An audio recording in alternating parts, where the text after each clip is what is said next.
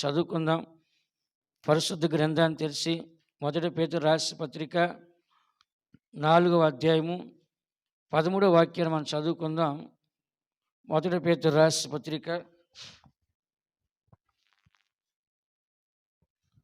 4వ అధ్యాయం 13వ వాక్యం ఏమని రాస్తుందో చదవండి. క్రీస్తు మహిమ బయలుపరచబడినప్పుడు మీరు మహదానందముతో సంతోషించి నిమిత్తము క్రీస్తు శ్రమలలో మీరు పాలువారై ఉన్నంతగా సంతోషించుడి. ఇక్కడ మనం చదువుతున్న వాక్యములో క్రీస్తు మహిమ బయలుపరచబడినప్పుడు మీరు మహా ఆనందముతో సంతోషించే నిమిత్తము క్రీస్తు శ్రమలలో మీరు పాలివారు ఉన్నంతగా సంతోషించుడి. అంటే ఇక్కడ క్రీస్తులో మనము పాలివారు అంటే పార్ట్నర్స్. దేంట్లో పార్ట్నర్స్ అంటే మనము శ్రమలలో, దేంట్లో అంట శ్రమల్లో ఎవరైతే యేసు ప్రభువుతో పాలివారు ఉంటారో వారు ఏం చేస్తారంటే సంతోషిస్తారు. అంటే దాని అర్థం ఏంటి? యేసు ప్రభు శ్రమల్లో సంతోషించాడా, దుఃఖపడ్డా? చెప్పండి. శ్రమలను చూసి భయపడిపోయి, అమ్మో నాకు ఈ జీవితం వద్దు, నాకు ఈ సేవ వద్దు, ఈ భూలోకానికి వచ్చాను అనవసరంగా, ఈ భూలోకం నాకు వద్దు అన్నాడా? అనలేదు. శ్రమల్లో ఏం చేసిండు ఆయన? సంతోషంగా వెళ్ళిపోతాడు. ఫస్ట్ శ్రమ ఆయనకి ఎప్పుడు వచ్చింది చెప్పండి, తెలుసు వాళ్ళు. ఫస్ట్ శ్రమ ఎప్పుడు వచ్చింది యేసు ప్రభుకి? 40 రోజులు ఫస్ట్ శ్రమ. ఎన్ని రోజులంట? అదే కదా ఇప్పుడు శ్రమలకు దినాలని చెప్పేసి అన్ని సంఘాలు 40 రోజులు ఉపవాసాలు చేస్తారు. ఫస్ట్ శ్రమ ఎన్ని రోజులు వచ్చింది ఆయనకి? 40 రోజులు. డైరెక్ట్గా సాతానే వచ్చింది ఆయన దగ్గరికి. డైరెక్ట్గా సాతానే 40 రోజులు యేసు ప్రభుతో సాతాను ఒక నిమిషం కూడా వదలకుండా రాత్రి పగళ్ళు 40 రోజులు ఉన్నాయి ఆయనతో. ఎన్ని రోజులంట? మనకి చిన్న శోధన అట్ట పెట్టి గిల్లి గిచ్చి వెళ్ళిపోతే సైతం అమ్మో నేను పడలేకపోతున్నాను నాయనో, ఈ బాధలు నాకొద్దమ్మా అంటున్నారు. యేసు ప్రభుని ఎన్ని రోజులంట? 40 రాత్రులు 40 పగళ్ళు. తిండి లేదు, నీళ్ళు లేవు, నిద్ర లేదు. ఎన్ని రోజులు? మనం అయితే ఉంటామా? మనం ఉండలేము. ఒక రోజా 2 రోజులు? ఎన్ని రోజులంట? 40 రాత్రులు 40 పగళ్ళు. మీకు అంతమంది ఒక ప్రసంగం చేశాను 40 గురించి, విన్నారా? గుర్తుందా? 40 రాత్రి పగళ్ళు ప్రచండ వర్షము, 40 రాత్రి పగళ్ళు ఏలియా ప్రయాణము, 40 సంవత్సరాలు ఇశ్రాయేలు ప్రయాణము, 40 రోజులు యేసు మోషే దేవుని యొక్క కొండ మీద రాత్రి పగలు తీసుకొచ్చాడు. ఇవన్నీ మీకు చెప్పున్నా నేను. 40 అనే దాని గురించి ప్రసంగం మీకు చేస్తాను నేను. కాబట్టి ఇక్కడ చదువుతున్న వాక్యంలో క్రీస్తు యొక్క శ్రమల్లో మనం పాలివారైనందుకు మనం సంతోషపడాలా, దుఃఖపడాలా? చెప్పండి, మీరే చెప్పండి. సంతోషపడినప్పుడు దేవుడు మన గురించి ఏం చేస్తాడంటే ఒక దినాన సాక్ష్యం చెప్తాడు. ఏమని సాక్ష్యం చెప్తాడు? మీరు నాతో కూడా శ్రమల్లో ఉన్నారు అంటాడు. లూకాసు వార్తలో మీరు ఆ మాట చదవచ్చు. ఏమన్నా అంటే నాతో కూడా శ్రమల్లో నిలిచిన వారు మీరే.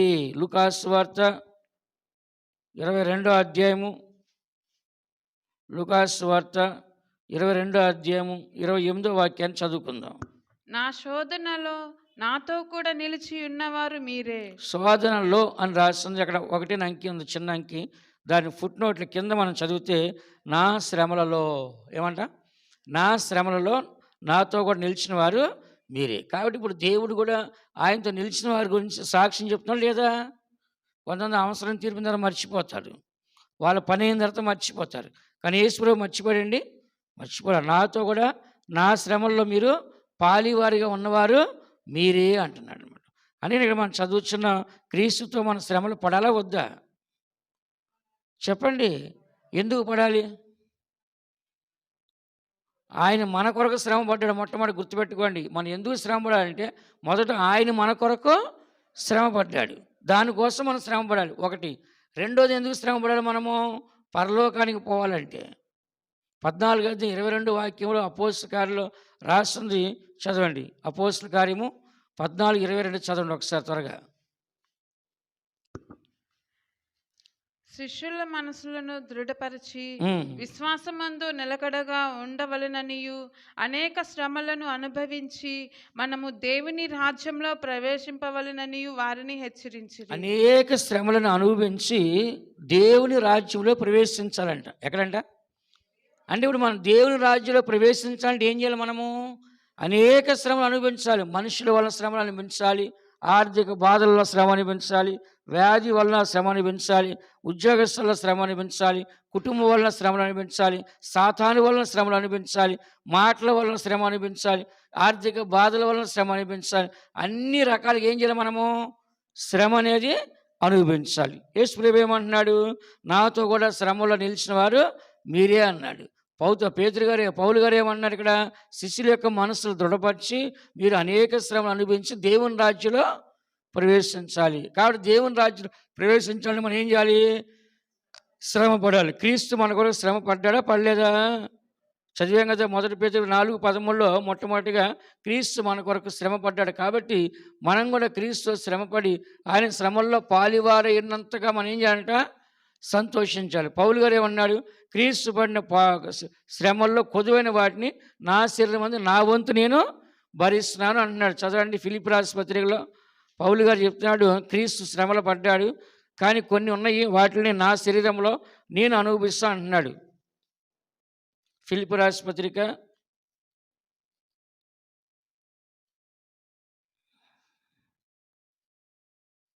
క్రీస్తు పడిన శ్రమల్లో కొదువైన వాటిని నా వంతు నా శరీరం నేను భరించున్నాను.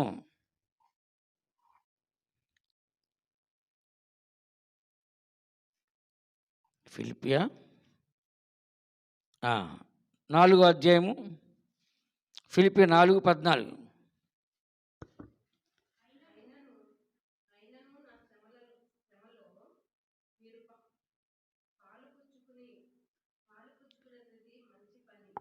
చాలు. ఇక్కడ పౌలు గారు చెప్పేది ఏంటంటే,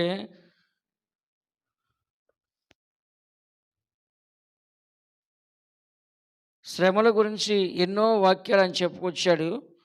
ఇది కాదు, సంఘంలో క్రీస్తు నిమిత్తము కొదువైన వాటిని నా శరీరమందు నేను అనుభవించున్నాను అంటున్నాడు. కొలస్సీ 1:24 చదవండి ఒకసారి. కొలస్సీ 1:24.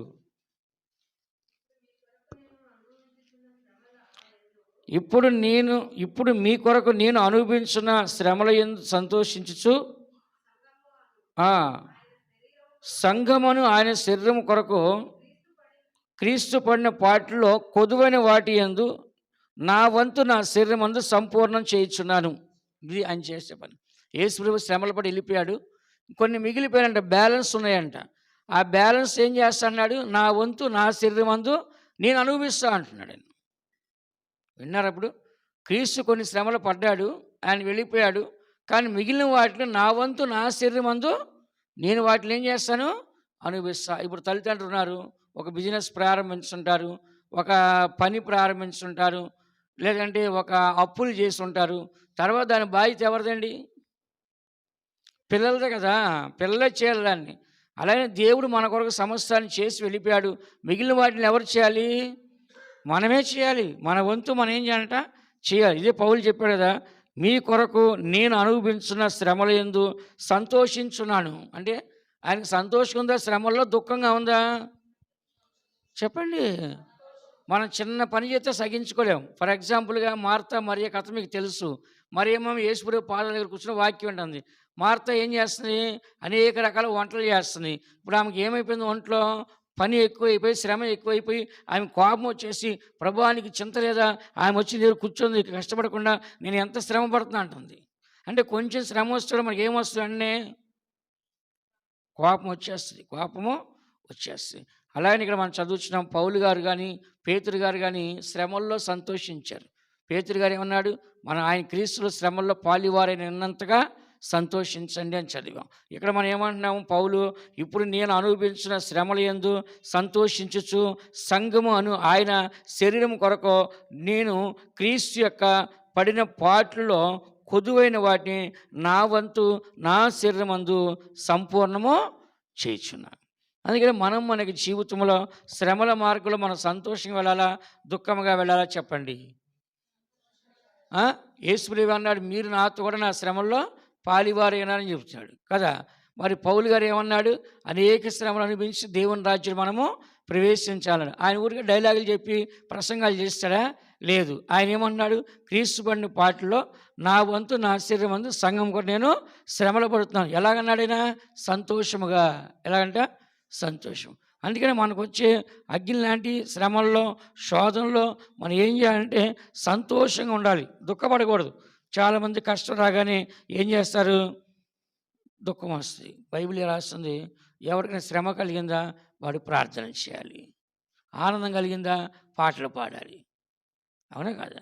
కానీ శ్రమ వచ్చినప్పుడు ఏం చేయాలి? మనము ప్రార్థన చేయాలి. అలానే మన జీవితంలో ఏదైతే వస్తుందో, ఒక శ్రమ అవ్వచ్చు, ఒక బాధ అవ్వచ్చు, ఒక దుఃఖం అవ్వచ్చు, అలాంటి సమయాన్ని మనం ఏం చేయాలంటే సంతోషంగా కనపడాలి.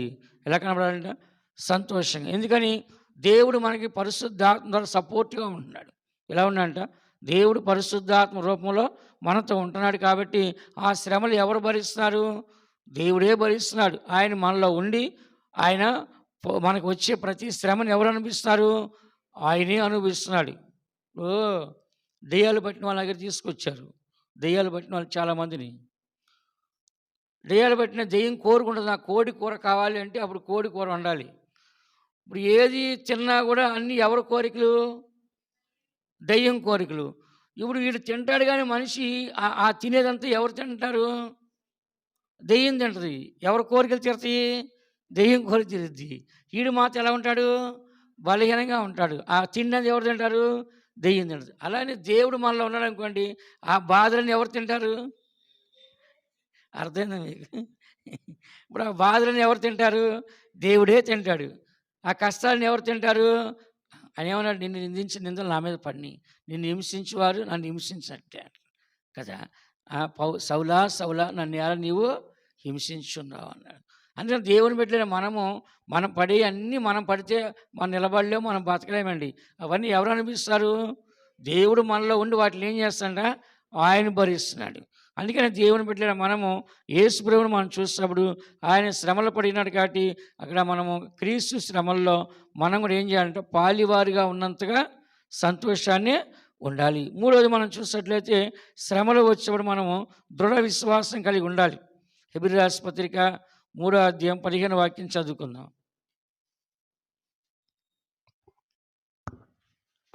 సారీ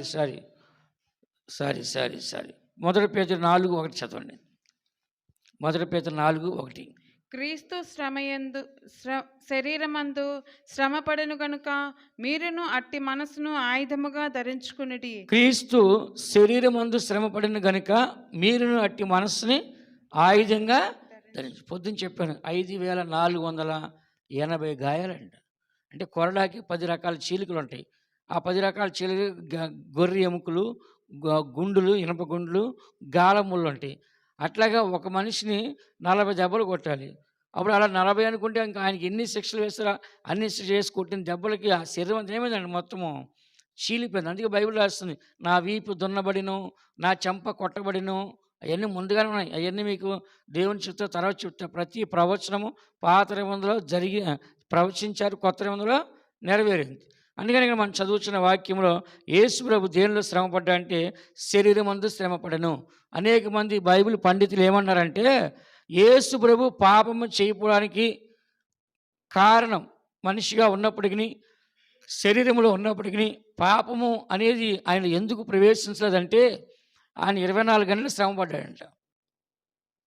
పగలంతా సేవ చేశాడు. దెయ్యాలు వెళ్ళగొట్టేది, రోగులు స్వస్థపరిచేది, సువార్త ప్రకటించేది, చచ్చిన వాళ్ళు లేపేది. పగలంతా సేవ. రాత్రి అంతా ఏం చేశాడు? కొండకి వెళ్ళి ప్రార్థన చేసి. ఇక పాపం చేసే టైం ఉందా? పాపాన్ని గురించి ఆలోచించేంత టైం ఉన్నదా? మనమైతే ఏం చేస్తాం? ఖాళీగా ఉంటే ఫోన్ పట్టుకొని దాంట్లో రకరకాలు చూస్తుంటాం, లేకుంటే రకరకాల ఫోన్లు చేస్తుంటాం, లేకుంటే రకరకాల ఆలోచనలు మనం చేస్తుంటాం. విన్నారా? ఎవరన్నా మనం వెళ్ళామనుకో, ఆ మనిషి ఫోన్ చేస్తాడు, టక్కని దాచేస్తాడు, టక్కని తిప్పేస్తుంటారు. ఎందుకని? వాళ్ళ ఆలోచన మంచిగా లేదు. వాళ్ళ ఆలోచన మంచిగా లేదు కాబట్టి మనం వెళ్ళగానే ఏం చేస్తారంటే ఫోన్ని మొత్తము మార్చేస్తారు. ఇప్పుడు టచ్ ఫోన్లు వచ్చేసినాయి. వెంటనే ఒక సెకండ్ డిలీట్ చేయవచ్చు, ఒక సెకండ్లో మార్చేయచ్చు. ఇట్లా అంతకుముందు కీప్యాడ్ ఫోన్ అయితే అవన్నీ చేయడం కుదరదు. ఇప్పుడు ఫోన్ ఒక సెకండ్లో డిలీట్ చేసేయచ్చు, ఒక సెకండ్లో మళ్ళీ మార్చేయచ్చు అన్నీ అనమాట. అలా వచ్చేసింది. ఇప్పుడు ఎందుకు ఇదంతా చెప్తా అంటే మనిషి యొక్క ఆలోచనలో శరీరంలో ఎన్నో చెడ్డ కనబడుతున్నాయి. కానీ యేసు ప్రభు యొక్క శరీరంలో ఒక్క చెడ్డ ఆలోచన రాకపోవడం గల కారణం పగలంతా 24 గంటలు ఆయనతో ఎవరుంటారు? శిష్యులు ఉంటారు. 24 గంటలు ఎవరుంటారు ఆయనతో? 12 మంది బాడీ గార్డ్స్ ఆయన. ఎంతమంది అంట? 12 మంది బాడీ గార్డ్స్ ఆయనతో ఉంటారు. రాత్రి ఏం చేస్తారు? ఆయన ఒక్కడే దేవునితో వాళ్ళ పక్కనే ఉంటారు. కొంచెం డిస్టెన్స్ మెయింటైన్ చేస్తారన్నమాట. కొంచెం దూరంగా వెళ్ళి అక్కడికి వెళ్ళి ఏం చేస్తారంట? ప్రార్థన చేస్తారు. దావీదు గురించి రాస్తుంది. దావీదు జనులతో కలిసి ఏం చేయడంట? బస చేయడు. దావీదు మనుషులతో కలిసి ఆయన ఏం చేయంట? బస చేయడు. అంటే ప్రత్యేకంగా వెళ్ళి అక్కడి నుంచి ఏం చేస్తాడు? ఆయన ప్రార్థన చేస్తాడు. అలాగే యేసు ప్రభు 12 మంది శిష్యులు ఉన్నప్పటికీ వాళ్ళతో కలవకుండా రాత్రి పూటలు కానీ సిలువ మరణానికి వెళ్ళినప్పుడు గెత్సేమనే తోట కానీ కొంత దూరం వెళ్ళి సపరేట్గా ఏం చేస్తాడు? ప్రార్థన చేస్తాడు. అలాగే మనకు కూడా ఒంటరి ప్రార్థన కావాలి, ప్రత్యేక ప్రార్థన మన ఇంట్లో ఉండాలి. అందరం కలిసి ప్రార్థన చేసుకోవాలి. మళ్ళీ ప్రత్యేకంగా కూడా ఏం చేయాలి? మనము ప్రార్థన చేసుకోవాలి. కాబట్టి క్రీస్తు శరీరం అంతా శ్రమపడాడు కాబట్టి ఆ మనస్సు మనకు కూడా ఏం చేయాలంట? శ్రమపడే మనస్సు మనము ఆయుధంగా ఏం చేయాలంట? ధరించుకోవాలి. మనకు ఉండాల్సిన ఆయుధం ఏంటది? శ్రమపడే మనసు. ఇప్పుడు శ్రమ పడితే పైకి వస్తాం, కష్టపడితే పైకి వస్తాం. అలాగే దేవునికి సన్నిధిలో ఎంతగా మనం కష్టపడతామో అంతగా పరలోక రాజ్యంలో మహిమ. పౌలు ఏమన్నాడు? ఇప్పటి కాలపు శ్రమలు ఎనదగినవి, మా యొక్క మహిమ నిమిత్తము అంతకంతకో పెరుగుద్దని చెప్తాడు. కాబట్టి పొందబోయే ఆ మహిమ ఎక్కువ ఉంది. కాబట్టి ఈ శ్రమలను చూసి మనం భయపడాల్సిన అవసరమో లేదు. ఈ లోకంలో మనుషులు శ్రమ పెడుతున్నారు, కుటుంబస్తులు శ్రమ పెడుతున్నారు, అధికారులు శ్రమ పెడుతున్నారు, ఉద్యోగస్తులు శ్రమ పెడుతున్నారు, ఇరుగు పొరుగు శ్రమ పెడుతున్నారు, బంధువులు శ్రమ పెడుతున్నారు, మన కడుపులో పుట్టిన వాళ్ళే మనం శ్రమ పెడుతున్నారు. కానీ వీళ్ళందరూ ఏం చేస్తారు? మనల్ని శ్రమ పెడుతున్నారు, బాధ పెడుతున్నారు. కాబట్టి మనం ఏం చేయాలంటే ఇలాంటి శ్రమల కాలంలో క్రీస్తు మనసు అయితేనే, ఆ మనసు ఉంటే మనం ఇవన్నీ భరించగలము, లేకపోతే మన వల్ల కాదు. ఆ మనసు ఉంటేనే ఇవన్నీ మనం తట్టుకోగలము, లేకపోతే మన వల్ల కాదు. ఆ మనసు ఉంటేనే ఈ శ్రమలని మనం అనుభవించగలము, లేకపోతే మన వల్ల కాదు. కాబట్టి ఆ మనసు మనకే ఉండాలి. మూడోదిగా మనం చూసినట్లయితే కనుక ప్రభు యొక్క యేసు ప్రభు శ్రమలు పొందాడు. రెండోది ఆయన శ్రమలు పడిన ఒక శరీరంలో అన్ని నెరవేర్చాడు. మూడోది మనం చూసినట్లయితే 1 పేతురు 2వ అధ్యాయం 23వ వాక్యం. 1 పేతురు 2:23. ఆయన దూషింపబడియు బదులు దూషింపలేదు, ఆయన శ్రమ పెట్టబడియు బెదిరింపక న్యాయముగా తీర్పు తీర్చు దేవునికి తన్ను తాను అప్పగించుకొనెను. ఇక్కడ మనం చదువుతున్న వాక్యంలో ఆయన దూషింపబడియు బదులు దూషింపలేదు, ఆయన శ్రమ పెట్టబడియు బెదిరింపగా న్యాయముగా తీర్పు తీర్చి దేవునికి తన్ను తాను అప్పగించుకున్నాడు. కాబట్టి యేసు ప్రభుని దూషించారు, కానీ ఆయన తిరిగి దూషించాడా? చెప్పండి. యేసు ప్రభుని దూషించారు. ఏదో ఒక మాట, బూతు మాటో, చెడ్డ మాటో, లేకపోతే నువ్వు ఆడింగొడవో, లేకపోతే నువ్వు అట్టాంటిదాను ఇట్టాంటిదాను అట్ట ఏదో అన్నారు, కానీ ఆయన బదులు దూషించాడా? మనమైతే ఏమంటాం?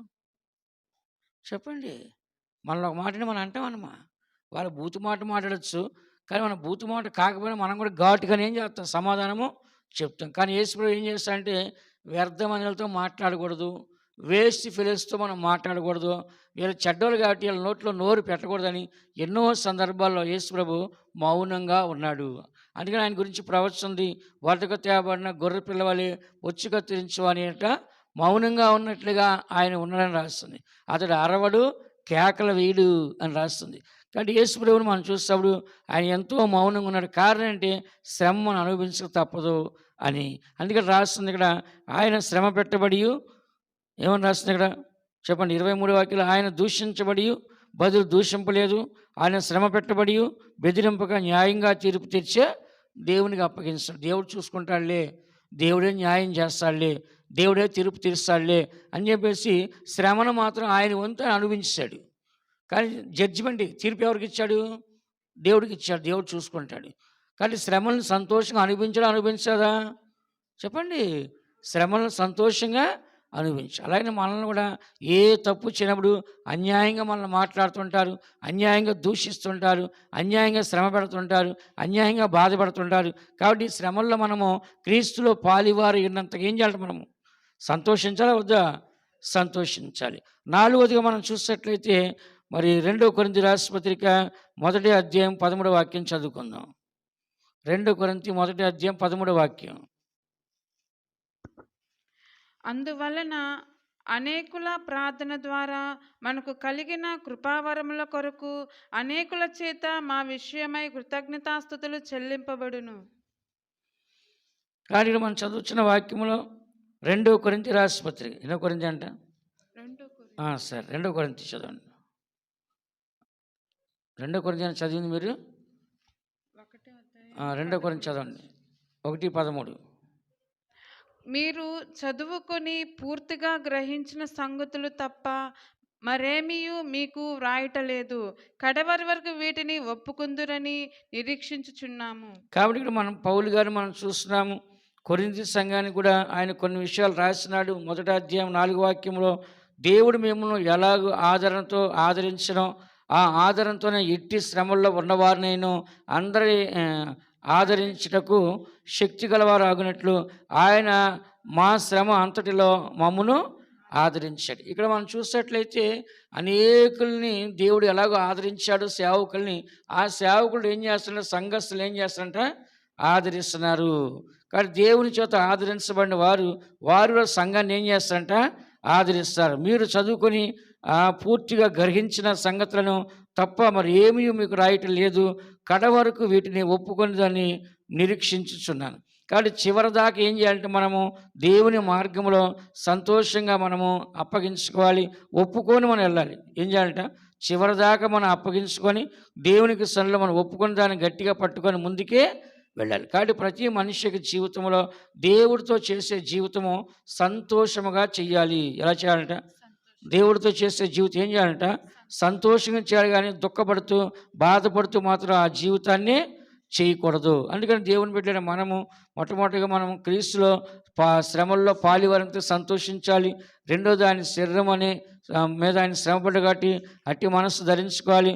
మూడోది ఆయన శ్రమ పెట్టబడి ఆయన బెదరికి ఏం చేస్తుంటే ఆయన నీతిగా న్యాయంగా తీర్పు తీర్చే దేవునికి అప్పగించాడు. నాలుగోదిగా మనం చూసినట్లయితే హెబ్రీ రాసిన పత్రిక 13వ అధ్యాయం 12వ వాక్యం చదవండి. హెబ్రీ 13:12 చదవండి. గవిని వెలుపల శ్రమ పొందెను. అందుచేత మృతతుల్యుడైన ఆ యొక్కని నుండి సంఖ్యకు ఆకాశ నక్షత్రముల వలె సముద్ర తీరమందలి లెక్కింప సఖ్యము కాని కొరింథీ రాసిన పత్రిక 13వ అధ్యాయం 12వ వాక్యం.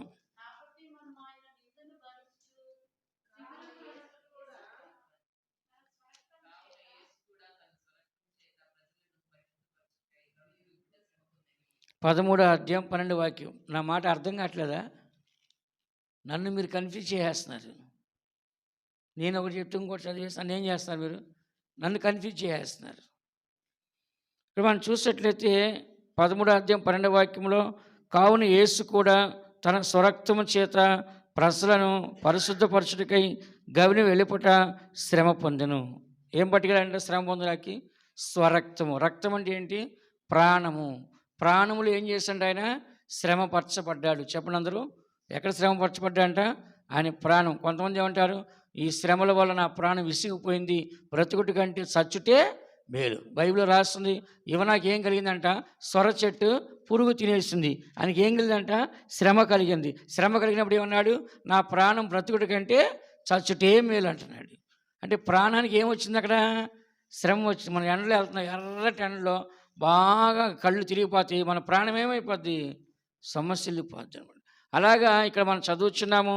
ఆయన యేసు ప్రభు సొంత ప్రాణాన్ని తీసుకొని సొంత రక్తాన్ని తీసుకొని మన కొరకు శ్రమ పడడానికి ఆయన వెళ్ళినట్లు ఇక్కడ స్పష్టంగా మనము చదువుచున్నాం. కానీ నాలుగోది మనం చూసినట్లయితే స్వరక్తముతో అంటే సొంత ప్రాణంలో శ్రమ పొందెను. దేంట్లో అంట? సొంత ప్రాణంలో యేసు ప్రభు ఏం చేశాడంట? మన కోసము శ్రమ పొందెను. ఐదవదిగా మనం చూసినట్లయితే జగత్ పునాది వేయబడి మునిపే శ్రమ పొందాడు. హెబ్రీ రాసిన పత్రిక 9వ అధ్యాయం 26వ వాక్యం మనం చదివితే, సమయం లేదు మరి కొంతవరకు చెప్తాను మీకు, చదవండి. హెబ్రీ రాసిన పత్రిక 9:26. అట్లైన ఎడల జగత్ పునాది వేయబడినది మొదలుకొని ఆయన అనేక పర్యాయములు శ్రమ పడవలసి వచ్చును. అయితే ఆయన యుగముల సమాప్తి యందు తన్ను తానే బలిగా అర్పించుకున్నట వలన పాప నివారణ చేయుటకై ఒక్కసారి ప్రత్యక్షపరచబడెను. మనం చదువుతున్న వాక్యములో ఏమని మనం చూద్దాం? జగత్ పునాది వేయబడినది మొదలుకొని ఆయన అనేక పర్యాయములు శ్రమ పడవలసి వచ్చును. అయితే ఆయన యుగముల సమాప్తి యందు తన్ను తాను బలిగా అర్పించుకున్నట వలన పాప నివారించడానికి ఒక్కసారే కాబట్టి ఒక్కసారి ఆయన శ్రమపడి ఒక్కసారే సిలువలో ఆయన ప్రాణాన్ని అర్పించిన తర్వాత ఇక అందరి పాపాలకి క్షమాపణ వచ్చేసింది. అందరి పాపాలకి ఏం చేస్తాడంట? పాప పరిహారము లేదంటే పాప నివారణ. ఎన్నిసార్లు చేశాడండి? ఒక్కసారి. ఎన్నిసార్లు అంట? ఒక్కసారే చేశాడు. కాబట్టి దేవుడు ప్రజలందరి పాపాల కోసము ఆయన నివారణ కలగజేసి ఒక్కసారి కలవారి శిలువలో ఏం చేశాడు? ఆయన చనిపోయాడు. చనిపోయిన తర్వాత ఆ పాపం అంతా ఏమైందంట? ఇప్పుడు ఒక మనిషి బ్రతికున్నంత కాలం కూడా శరీరం ఉన్న వ్యాధి వదిలిపెట్టదు. చచ్చిపోతే ఏం చేస్తుంది చెప్పండి? ఇప్పుడు మనిషికి అప్పులు ఉన్నాయి, చచ్చే వరకు అప్పులు తీరవు. వ్యాధి ఉంది, చచ్చే వరకు వ్యాధి పోదు. సమస్యలు ఉన్నాయి, చచ్చే వరకు సమస్యలు పోవు. కానీ చస్తే అన్నీ పోతాయిగా. చచ్చిపోయిన పోయిన అప్పు కట్టరా అంటారా? చచ్చిపోయిన మటుకు వ్యాధి ఇంకా పీడిస్తుందా? చచ్చిపోయిన పోయి సమస్యలు పీడిస్తాయా? చచ్చిపోతే ఏమైపోతుంది అక్కడ? అర్థం కావట్లేదు మీకు? చచ్చిపోతే ఏమైపోతాయి అన్నీ? ఇంకా అక్కడితో పరిష్కారం అయిపోయినట్టు. దాన్ని ఏం చేయలేము మనం. ఒకవేళ చచ్చిపోయినట్టు భార్య దగ్గరికి భర్త దగ్గరికి వెళ్ళి, మీ భర్త మాకు డబ్బులు అంటే, నువ్వు మాకు చెప్పించావా? ఆడిగేచ్చి వాడిని పోయి అడుక్కో అంటే వాడు ఏం చేస్తాడు? సమాధిలోకి పోయి అడుగుతాడా? కొంతమంది ఏమంటే వాడిని పోయి అడుక్కో, ఎవరికి ఇచ్చే వాళ్ళని అడుక్కో. మా అమ్మని ఎందుకు అడుగుతున్నావు? వాడికి పోయి మేము దుఃఖులున్నాం, వాడిపోయి మా ఇంట్లో అన్ని అప్పులే మేము తింటానికి వస్తుంటే మళ్ళీ వచ్చి డబ్బులు అంటారు, పోరా అంటారు. అంటే ఇప్పుడు వాడు చచ్చిపోయినప్పుడు ఏమైపోయినట్టు? దాని అన్ని సమస్యలు. ఇప్పుడు తాగుపోతాడు, చచ్చేవరకు తాగుతాడు. చచ్చిన తర్వాత పోతే తాగుతాడా? ఇక తాగడాడు. ఒకసారి సమాజానికి వెళ్ళా, ఫ్రెండ్స్ వచ్చారు సీసా పట్టుకొని, మామా లెగరా తాగరా బాటిల్ తెచ్చా అంటున్నాడు. వాడు తాగుతాడా? నోరు తెలిసి నోట్లో పోస్తున్నారు, ఆడికి నోట్లో సిగరెట్ పెడుతున్నారు సచ్చినవాడికి. నేను ఆ డ్రామా అంతా నేను చూస్తున్నాను సమాజానికి పోయి.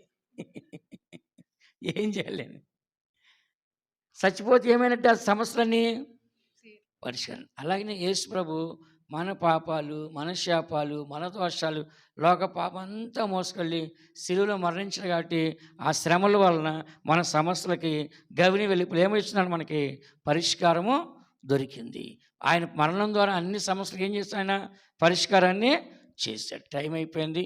నేను రేపు ఉదయం కూటమిలో మిగతా సబ్జెక్టు శ్రమల గురించి మీకు చాలా విషయాలు చెప్పాలి. అవన్నీ కూడా నేను చెప్తాను. అందరూ కళ్ళు మూసుకోండి. ఇప్పుడు 5 రకాలైన శ్రమల గురించి మనం నేర్చుకున్నాం. ఒకటి, క్రీస్తులో శ్రమల్లో పాలివారైనందుకు మనం సంతోషించాలి. 2, క్రీస్తు శరీరమందు శ్రమ పడిన కనుక అట్టి మనసు మనం కలిగి ఉండాలి. 3, ప్రభు శ్రమ పెట్టబడి బెదిరించగా మౌనంగా ఉన్నట్లు మనం ఉండాలి. 4, ఆయన గవిని వెలుపల శ్రమ పొందిన కనుక మనం కూడా బయటికి వెళ్ళి అందరి కోసం శ్రమ పొందేవారుగా మన ప్రాణంలో శ్రమ పొందని కనపడాలి. 5, జగత్పునాది వేయబడిన మునిపే ఆయన మనకు ముందుగానే ప్రభు మన కోసం అనేక సార్లు శ్రమ పడి ఉన్నాడు. కాబట్టి 5 రకాలైన శ్రమలు మనం చూస్తున్నాం. మనం మన యొక్క జీవితంలో కూడా దేవుడు మన కొరకు శ్రమ పడినట్లుగా, వీళ్ళు నాతో శ్రమల్లో ఉన్నారని ఆయన సాక్ష్యం చెప్పినట్లుగా మరి యేసు ప్రభుతో కూడా మనం కూడా శ్రమల్లో అనుభవించి సాక్షులుగా సాక్ష్యం దేవుని వల్ల పొందాలి. పౌలు గారు చెప్తున్నారు, అనేక శ్రమలు అనుభవించి దేవుని రాజ్యం ప్రవేశించాలన్నాడు. దేవుని రాజ్యం ప్రవేశించాలంటే అనేక శ్రమలు మనం అనుభవించాలి. మరలా పౌలు చెప్తున్నాడు, నేను క్రీస్తు యొక్క సంఘము కొరకు, శరీరం కొరకు నా వంతు కొద్దువైన వాటిని నేను అనుభవిస్తానని చెప్తున్నాడు. కాబట్టి మనము కూడా ఇప్పటి కాలపు శ్రమలు ఎన్నగని కావని ప్రత్యక్షపరచబడే మహిమ దిట్ట చులకనగా మనం తీసివేయాలి. ప్రతి విషయంలో ఈ శ్రమలని సంతోషంగా అనుభవించినట్లయితే ఒక దినాన్న శ్రమలకు తగిన ప్రతిఫలాన్ని పరలోక రాజ్యంలో దేవుడు మనకు అనుగ్రహించబోచున్నాడు. ఆయన వచ్చినప్పుడు ఆ శ్రమల వలన ఆ రాజ్యానికి వెళ్ళి ఆ జీవ కిరీటాన్ని, ఆ యొక్క నిత్య జీవాన్ని, ఆ యొక్క నిత్య మహిమని, ఆ యొక్క సింహాసాన్ని స్వతంత్రించడానికి దేవుడు మనకు సాయించను గాక. దేవుడు మనల్ని ఆశీర్వదించును గాక. ఆమేన్. వారికి నిరీక్షణ కలుగునుగా,